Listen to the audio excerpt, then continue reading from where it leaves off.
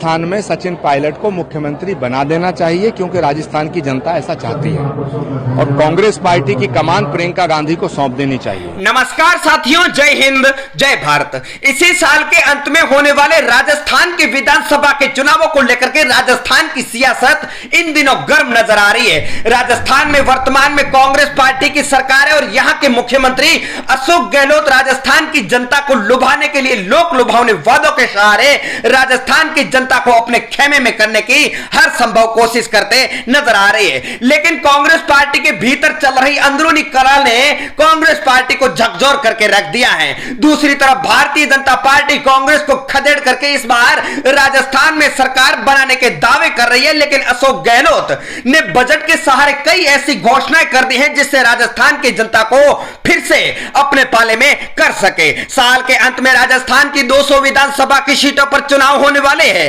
लेकिन उससे ठीक पहले कांग्रेस पार्टी के लिए मुश्किलें दिन ब दिन बढ़ती हुई नजर आ रही है। राजस्थान के पूर्व उप मुख्यमंत्री सचिन पायलट अकेले ही विधायक नहीं है जिन्होंने अशोक गहलोत की धड़कनें बढ़ा दी है, बल्कि उनके साथ 20 और विधायक हैं जिनकी वजह से राजस्थान का सियासी पारा इन दिनों बढ़ा हुआ नजर आ रहा है। राजस्थान की विधानसभा के चुनाव को लेकर के कांग्रेस के सामने इस बार चुनौतियों की कमी नहीं है। फिलहाल अशोक गहलोत और सचिन पायलट दो खेमों में कांग्रेस पार्टी बंटी हुई नजर आ रही है और चुनावी राह भी डगमगाती हुई नजर आ रही है। अशोक गहलोत और सचिन पायलट एक दूसरे पर आरोप प्रत्यारोप लगा करके खुद को श्रेष्ठ बताने की होड़ में लगी हुई है। लेकिन आगामी दिनों में कांग्रेस के सामने एक सबसे बड़ा नया संकट खड़ा होने वाला है।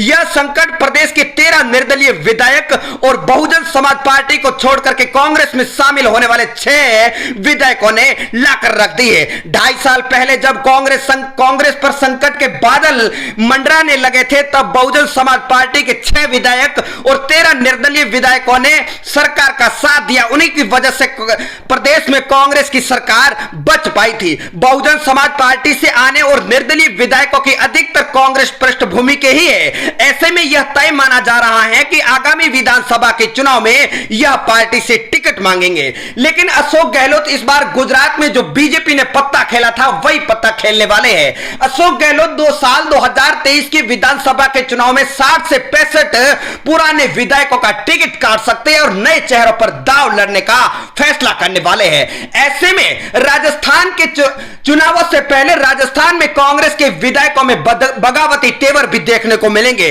दूसरी तरफ सचिन पायलट के भी बगावती तेवर कम नजर नहीं आ रहे हैं। तीसरी तरफ आम आदमी पार्टी के प्रमुख अरविंद केजरीवाल दिल्ली और पंजाब में मिली सत्ता के बाद इस बार राजस्थान के चुनावी मैदान में ताल ठोकने वाले हैं। आखिर इस बार किसको कितनी सीटें मिलेगी? क्या राजस्थान में कांग्रेस पार्टी फिर से सरकार बना पाएगी या फिर भारतीय जनता पार्टी एक बार फिर सरकार बनाने जा रही है? क्योंकि राजस्थान में पिछले कई वर्षों से जो एक परंपरा चल रही है हर 5 साल के बाद सत्ता का परिवर्तन, लेकिन इसको रोकने के लिए इस बार अशोक गहलोत ने कई लोक लुभावनी घोषणाएं कर दी है। तो आइए बात कर लेते हैं राजस्थान के कुछ हॉट सीटों के बारे में जिन पर इन दिनों किसका पलड़ा भारी है। चुनाव अगर इसी महीने में हो जाए तो राजस्थान में किसकी सरकार बनेगी यह इस वीडियो के माध्यम से साफ हो जाने वाला है। तो आप बने रहिए वीडियो के एंड तक, और पहली बार चैनल पर विजिट किया है तो करेक्ट न्यूज यूट्यूब चैनल को सब्सक्राइब जरूर कर दें। और अब राजस्थान के कौन से जिले से वीडियो देख रहे हैं अपने जिले का नाम कमेंट के माध्यम से हमें जरूर बताएं। और राजस्थान के अगले 5 साल के लिए किस पार्टी की सरकार बने तो राजस्थान में बेहतर रहेगा, अपनी राय आप कमेंट के माध्यम से हमें जरूर दें। हम शुरू करते हैं पूरा ओपिनियन पोल। तो राजस्थान की शुरुआत अगर जोधपुर जिले से करें तो यहां पर 8 विधानसभा की सीटों में से बीजेपी को 5, कांग्रेस पार्टी को 3 सीटें जाने की संभावनाएं जताई जा रही है। अगला जिला अजमेर हमारे सामने, जहां पर 8 विधानसभा की सीटों में से बीजेपी को 4 सीटें मिल रही है, कांग्रेस पार्टी को 3 सीटें जा रही है, अदर पार्टी के खाते में 1 सीट जा रही है। बात अगर बीकानेर की करें तो यहां पर 7 सीटों में से बीजेपी को 5 सीटें मिल रही है, कांग्रेस पार्टी के खाते में 2 सीटें जा रही है, अदर पार्टी का खाता नहीं खुल रहा है। बात अगर डूंगरपुर की 4 विधानसभा की सीटों की करें तो यहां पर दोनों ही पार्टियों में कांटे की टक्कर हो सकती है। 2 सीटें बीजेपी को मिल रही है, 2 सीटें कांग्रेस पार्टी के खाते में जा सकती है। 12 की 4 विधानसभा की सीटों की बात करें तो यहां पर भी भाजपा 3 सीटों पर कब्जा कर सकती है, कांग्रेस पार्टी को 1 सीट मिल रही है, अदर पार्टी को 1 भी सीट नहीं मिल रही है। धौलपुर की 4 विधानसभा की सीटों की बात करें तो यहां पर कांग्रेस पहले नंबर पर 3 सीटों पर कब्जा कर रही है, बीजेपी को 1 सीट मिल रही है, अदर पार्टी को 1 भी सीट नहीं मिल रही है। भरतपुर की 7 विधानसभा की सीटों में से बीजेपी का कमल 4 सीटों पर खिल सकता है। कांग्रेस पार्टी को 3 सीटें मिल रही है, अदर पार्टी को एक भी सीट नहीं मिल रही है। बात अगर सीकर की 8 विधानसभा की सीटों की करें तो बीजेपी को 4 सीटें जा रही है, कांग्रेस पार्टी को 3 सीटें जा रही है, आम आदमी पार्टी को एक भी सीट नहीं मिलती नजर आ रही है। दौसा की 5 विधानसभा की सीटों में से बीजेपी को 3, कांग्रेस पार्टी को 2, अदर पार्टी को यहां पर एक भी सीट नहीं मिल रही है। अगले जिले की बात करें तो हमारे सामने आ चुका टॉक, जहां पर 4 विधानसभा की सीटों में से भाजपा को 3, कांग्रेस को 1, अदर पार्टी को एक भी सीट नहीं मिलती हुई बताई जा रही है। अगला जिला हमारे सामने आ चुका राजसमंद, जहां पर 4 विधानसभा की सीटों में से 2 सीटें बीजेपी को मिल रही है तो 2 सीटें कांग्रेस पार्टी को मिल रही है, अदर पार्टी को एक भी सीट नहीं मिल रही है। अगला जिला हमारे सामने बूंदी आ चुका, जहां पर 3 विधानसभा की सीटों में से भाजपा को 2 सीटें जा रही है, कांग्रेस पार्टी को 1 सीट जा रही है, अदर पार्टी को एक भी सीट नहीं मिल रही है। अगले जिले की बात करें तो पाली हमारे सामने, जहां पर 6 सीटों में से बीजेपी को 4, कांग्रेस पार्टी को 2, अदर पार्टी को एक भी सीट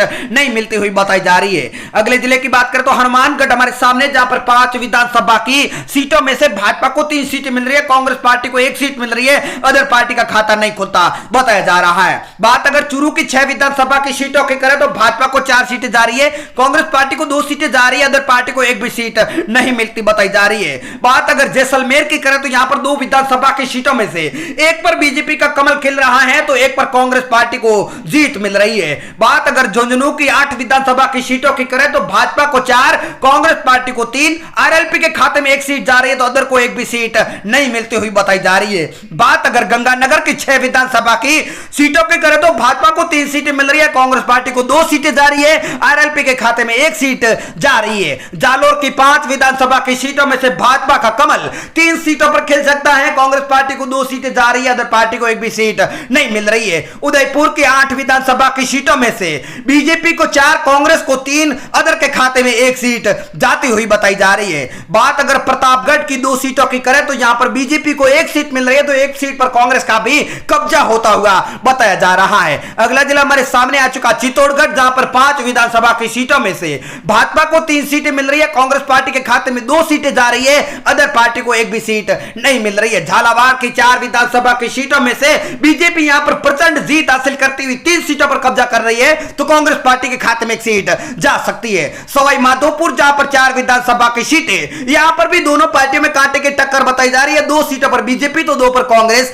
बताई जा रही है। करौली की 4 विधानसभा की सीटों में से बीजेपी को 3 सीटें मिल रही है, कांग्रेस पार्टी को 1 सीट मिल रही है, अदर पार्टी को यहां पर एक भी सीट नहीं मिलती हुई बताई जा रही है। कोटा की 6 विधानसभा की सीटों में से बीजेपी को 4 सीटें जा रही है, कांग्रेस पार्टी को 2 सीटें जा रही है, अदर पार्टी को यहां पर निराश होना पड़ सकता है क्योंकि खाता नहीं खुल रहा। तो राजस्थान में हर बार का मुकाबला बीजेपी और कांग्रेस पार्टी के बीच में ही होता आया है, लेकिन साल 2023 में होने वाले विधानसभा के चुनाव में अगर तीसरा मोर्चा मजबूती के साथ सामने आ गया तो 75 ऐसी हॉट सीटें हैं जिनके नतीजे दोनों ही पार्टियों को प्रभावित कर सकते हैं। माना यह जा रहा है कि 2023 के विधानसभा के चुनाव में राजस्थान में थर्ड फ्रंट बेहद ही अहम रोल अदा करने वाला है।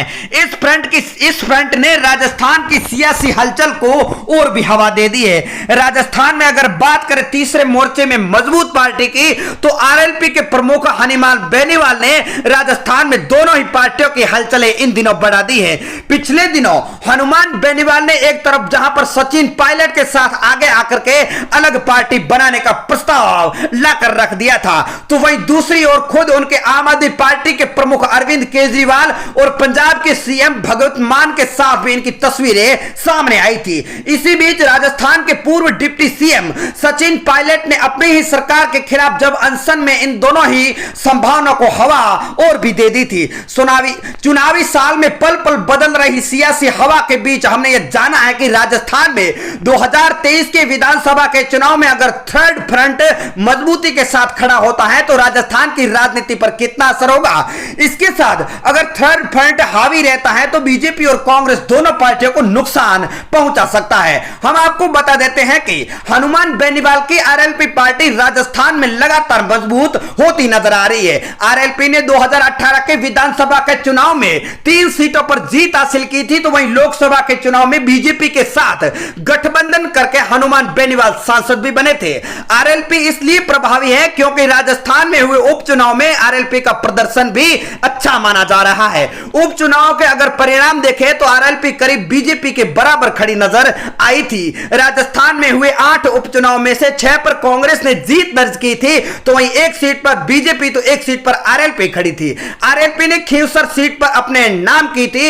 इसके अलावा बाकी सीटों पर हुए उपचुनाव में आरएलपी ने भी जबरदस्त वोट हासिल करते हुए बीजेपी और कांग्रेस को नुकसान पहुंचाया था।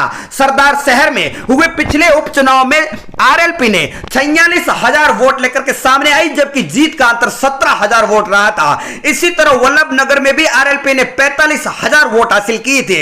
यहां आरएलपी दूसरे स्थान पर खड़ी थी। सुजानगढ़ की बात करें तो 32,000 वोटों और सहाड़ा में 12,000 वोट आम आरएलपी पार्टी ने प्राप्त किए थे। लेकिन साल 2023 के चुनाव में आरएलपी को कितनी सीटें मिलेगी, बीजेपी को कितनी और कांग्रेस को कितनी मिलेगी, यह देखना बड़ा ही दिलचस्प होने वाला है। तो साथियों, राजस्थान चुनावों से जुड़ी हर खबर आप हमारे चैनल के माध्यम से जान सकते हैं, तो चैनल को सब्सक्राइब करना बिल्कुल ना भूलें।